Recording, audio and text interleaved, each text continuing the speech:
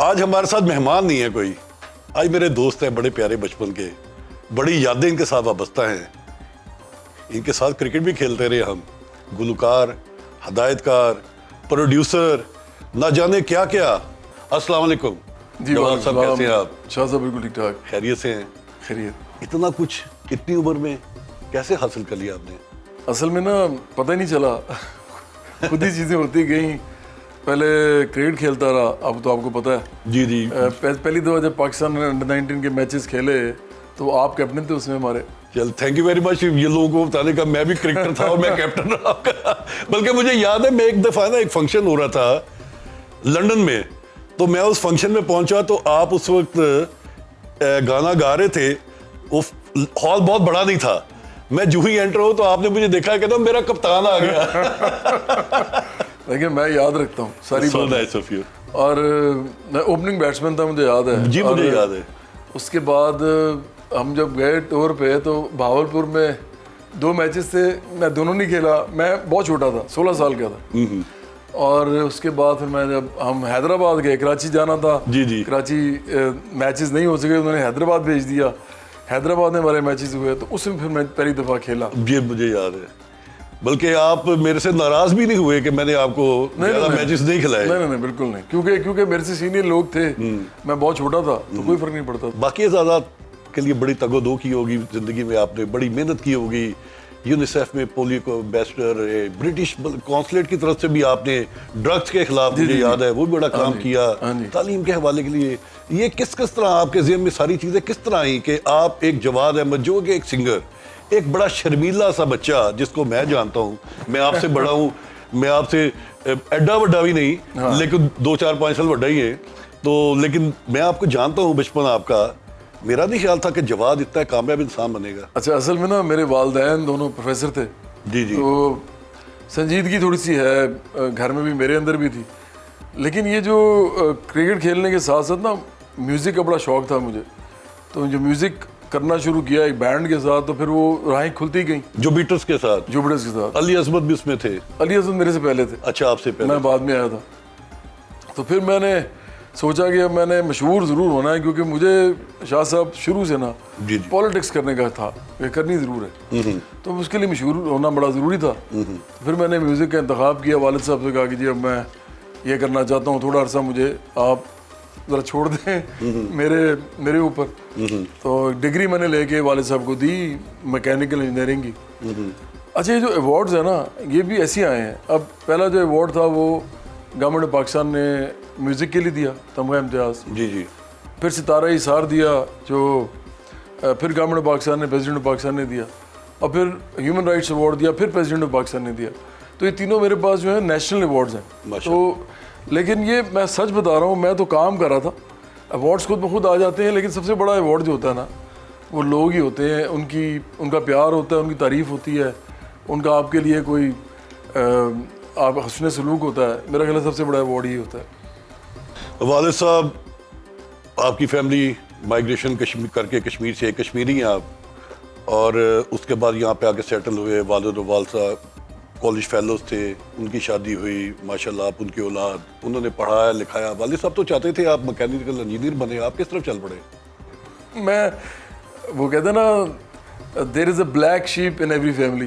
You are not a black sheep. You can't say yourself as a black sheep. I mean, you've done a lot for this country, for not only yourself. And you are still doing a lot for the education. नहीं, बहुत शुक्रिया शाह साहब। असल में ना हुआ ये कि मेरे वालिद साहब जो थे वो लिबरल आदमी थे, आपको मालूम है। आप जी, मैं तो, मेरे तो वो उस्ताद रहे हैं गवर्नमेंट कॉलेज में, हंसमुख तौकीर डार साहब। हाँ जी, वो लिबरल उस तरह के लिबरल नहीं, वो जो बहुत ही लिबरल होते हैं। जी जी जी। मेरा मतलब है कि वो कहते थे कि यार अगर कोई खेलना है, कोई मौसीकी करनी है, तो बच्चों को खुला छोड़ना चाहिए, उनको जाना चाहिए, करना चाहिए जो करना है। तो मेरा ख्याल है कि वो इस तरह के ना होते। और मेरी वालदा साहब भी जो है वो मुझे याद है, वैसे तो 5 वक्त की नमाजी, सारी परहेजगार, रोज़ेदार, लेकिन उन्होंने भी कभी इस बात पे मना नहीं किया। और मैं आपको बताऊं, पाकिस्तान के अंदर एक बड़ी मज़ेदार चीज़ है, यहाँ पे लोग एक तरफ बहुत अपनी दीनी चीज़ों में भी बड़े पक्के हैं, और दूसरी तरफ वो लोगों को ये भी नहीं है कि बिल्कुल ही कदामत पसंद, बिल्कुल ही घुटन वाला माहौल। बड़ा अच्छा माहौल था जो हमने देखा पाकिस्तान में। देखिए पहले इल्म था दरसगाहों में या कोई ऐसी ऑर्गेनाइजेशंस में जहाँ लोग बैठते थे, बातचीत करते थे। अब उसके अंदर जो इल्म होता है ना, वो आपको एक दूसरे के सामने बैठ के बोलना पड़ता है, तो क्रिटिक होती है, दोनों तरफ से क्रिटिक होती है। वो कहते हैं कि जी आप गलत कह रहे हैं, किताबें खुल जाती हैं। बिल्कुल। अब सोशल मीडिया पे आपको कुछ पता नहीं है ना, आप कुछ भी बोल दें, जो भी आ रहा है वो ही फाइनली है, दूसरी तरफ जो बोल रहा है वो भी कुछ भी बोल दे। तो दोनों तरफ से मैं समझो ला इल्मी की एक जो है ना वो एक जंग है, जिससे बाकी लोग जो देख रहे हैं, जो सुन रहे हैं, जो पढ़ रहे हैं, वो भी मुतासिर हो रहे हैं। तो मेरा ख्याल है कि इंटेलेक्चुअल लेवल जो है हमारी कौम का वो बहुत नीचे गया। ये आप ठीक कह रहे हैं, वो गया इससे। इन्फॉर्मेशन ज़्यादा है, नॉलेज कम है। कहाँ कहाँ परफॉर्म किया आपने दुनिया में? देखिए मैंने तो मेरा ख्याल है जापान के अलावा, रशिया के अलावा बाकी हर जगह ही किया। कहाँ आपको बहुत अच्छा लगा?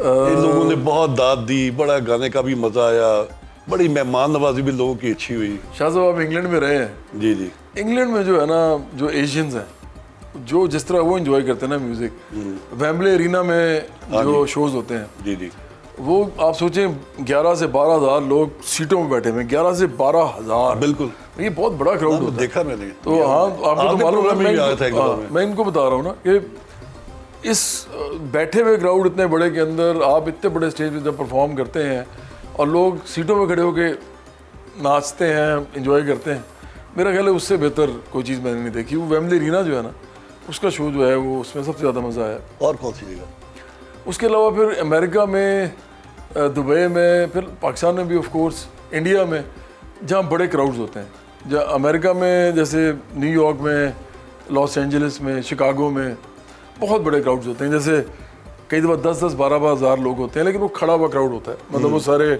आपके सामने खड़े होते हैं, वो बैठे नहीं होते।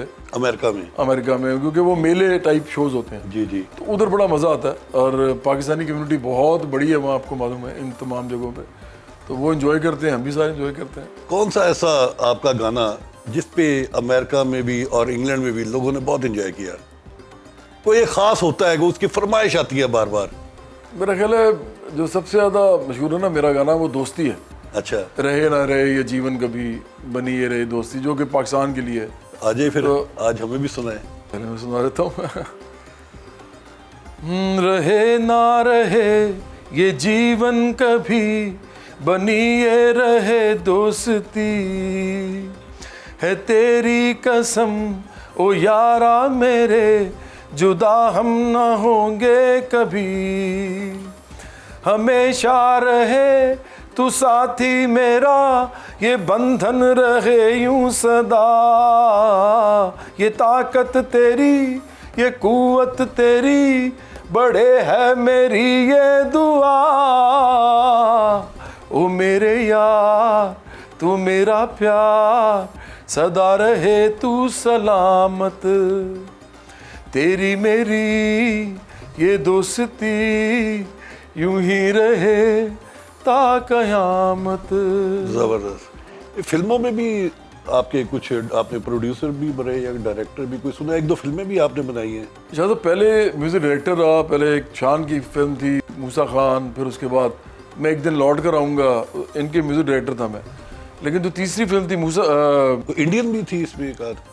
इंडियन जो ये तीसरी थी विरसा। अच्छा। विरसा जो थी उसमें मैं वन ऑफ द प्रोड्यूसर्स था, क्योंकि हम 3 प्रोड्यूसर थे। अच्छा। एक इंडियन था लड़का, विक्रम खक्खर नाम था उसका, एक पाकिस्तानी अमेरिकन है डॉक्टर मामुल्ला खान, और एक मैं था।